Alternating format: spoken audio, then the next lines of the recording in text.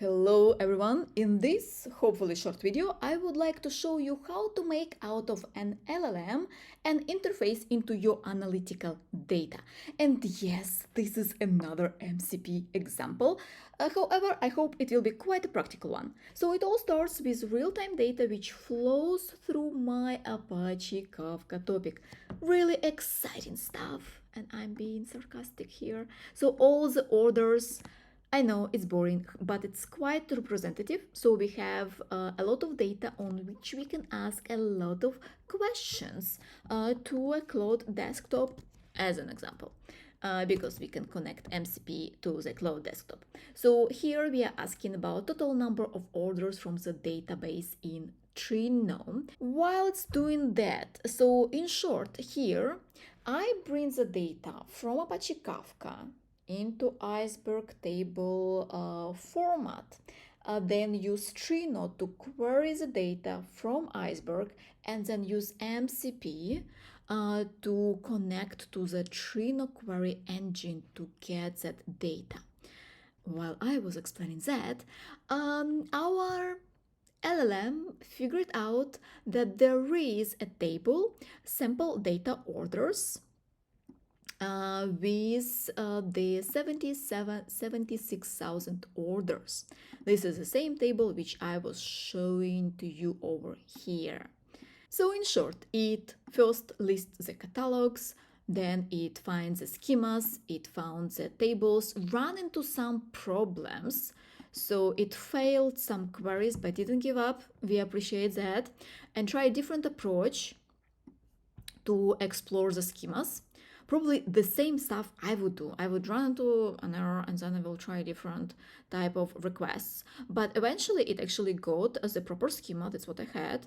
And it also found a table. So I have multiple tables here, but only one of those has its orders in it. So it was a good hint for it that it actually correct table. And then it executed a query. So it described the table to get the properties within the table, whatever we have, and finally get the select count of the total orders in that table and got the value. So let me ask, what is the most popular items? Could you give me 10 most popular item IDs? So here it groups the items by item IDs, and then it counts them, and it can give us the most popular items, and we see that item number 9 is the most popular. And we can ask, for example, when was lastly ordered? And it looks at the timestamp. So it was at, I'm really bad thinking in UTCs, but it gives us some time today, obviously, because I'm actually running this from the morning, so it is the last time today. So this is the whole idea. You can ask questions about the data to an LLM which supports MCP. But let's see how it is done step by step. I do have a GitHub repository with kind of a brief steps if you want to follow and do something similar. It's pretty compact because the whole setup isn't so complex, even though I ran into a couple of issues. So I hope that sharing what exactly I did and how will be helpful for you if you would like to have a similar setup. So I do start with Kafka topic. This is in Confluent Cloud. So I have the Kafka topic, and in Confluent Cloud, we have this feature which is called TableFlow, which represents the data in the Apache Iceberg table format. So once the data is in Apache Iceberg table format, I can actually query it with Trino.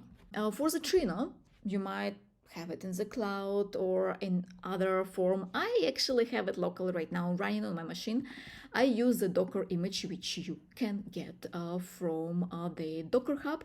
You will have to connect it to the data which is in the TableFlow. For this, I have this link where you can find detailed guidance on how to set it up. You have to create a folder with which you name, like you actually can name it however you want, but can be catalog, and then to create a table flow properties, and then set up information how do you connect to the Iceberg REST catalog, which is located in either Confluent Cloud or another storage, which you can actually select here. I do have my own table flow properties file. Yeah, so once you have that information, you access data from Confluent Cloud, or if you have some other source, then you will have to adjust this. So once you have the Trino set up, and when you have the Trino set up, you can also test it out. So this is actually how the local host of the Trino looks like. Also, you can use some tools like Superset, and here I have the sample data orders connected to the Trino database, and then selected the schema which I have, and then I could connect to the tables, and I have several of those. Then Superset actually got the data from Trino on the properties, and then I can create the data set and then create all those visualizations. However, what I wanted to do is actually use Trino directly from the LLM. And for this, we are using MCP servers. There are different options for MCP servers with Trino. And here I must warn you, you need to be careful which MCP server you're selecting. And I still myself don't know what is the best strategy to select, whether I trust MCP server or not, because there is a lot of sensitive data which can go through the MCP server. I'm not talking about the generated random orders, which I don't really care so much. But often we also put the sensitive information like keys to access some external sources, or actually real sensitive data goes through that and goes through an LLM. And whether we trust it or not, makes a huge difference if you should use MCP server, or we should look for other options. So I selected this one. There were other options for the Trino MCP. This one is written in Go, has some nice documentation, even though some of that actually didn't work, but it was not an issue. So the installation step here, if you're going to use it, the homebrew didn't work because I guess it doesn't really bring you to correct file from the GitHub releases. So I downloaded the file directly, the one which fit my system, and I'm using MacBook, so I got this one for Darwin. I unzipped it and I located in the folder which they recommended, so this user local bin. Then I ran this command so that it made it executable. Once the executable is added to your machine, you are halfway there. So now we need to add the MCP integration to whatever client you are using. So here they have Docker, Cursor, Cloud Desktop, and that is actually what I decided to use.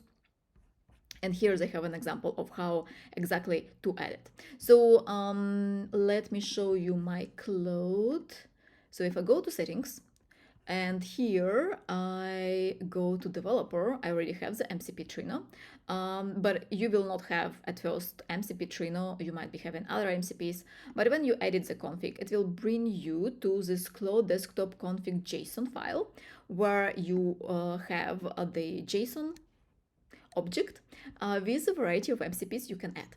I have right now this MCP Trino, which shows the command to that executable which I added to my machine, as well as environment files. And because I'm running just locally, it's in the Docker, so I have it localhost, I have a port. I don't even have the password, I have just a user, which my email. And actually, when I ran it for the first time, I got an error. I think it's here. So I got an error, and Claude was complaining that it cannot really access the MCP, or like something is happening wrong. And the issue was, Claude is very friendly because it shows also the logs. So I noticed that I actually tried to reach the HTTPS, which actually doesn't work because the Docker Trino variant uses actually HTTP.